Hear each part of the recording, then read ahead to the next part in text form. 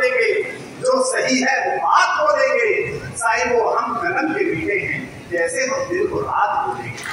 दिन को दिन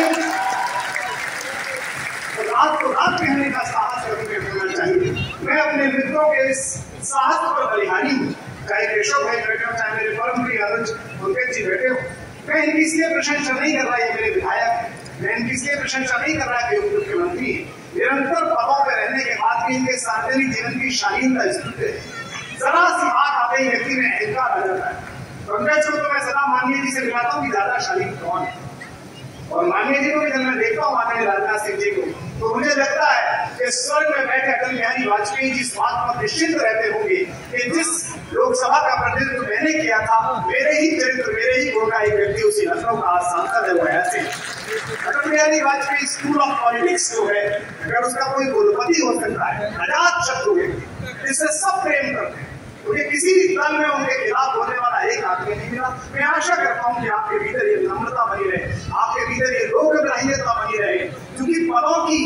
आने जाने की सीमाएं बहुत दूरी है, लेकिन लोक की स्मृति में बने रहना बहुत महत्वपूर्ण बात है। हमने ये कार्यक्रम शुरू किया, उससे पहले भी और बाद में लोगों ने यहाँ किसी मुख्यमंत्री और दिवंगत किसी पुराने व्यक्ति का जिक्र नहीं किया, यहाँ आदरणीय अटल बिहारी वाजपेयी का जिक्र किया, क्योंकि वे बड़े प्रधानमंत्री होने के बजाय बड़े कवि थे, बड़े मनुष्य थे, उनके अंदर आत्मीयता जीवित थी। तो मैं जिस कवि को बुला रहा हूँ वो हास्य रंग की बात करेगा, एक दो बातें प्रतिकूल आपको जरूर लेनी है,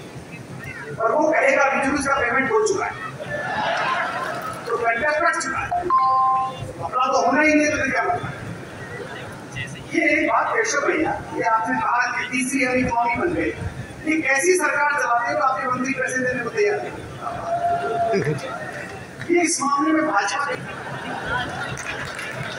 हमें नोएडा से चला, मैंने पेट्रोल पंप वाले से गाड़ी में देख रहा था राष्ट्रहित में, वो बोला कि आप पागल हो गए, मैंने मुझे दिनेश भैया वो समझा वो हो गए, मैं थोड़ी हो गया। इस मामले में कांग्रेस वाले अच्छे, आप उनसे 20 लाख मांगो 30 दीजिए, कांग्रेस अच्छी है, खाओ खाने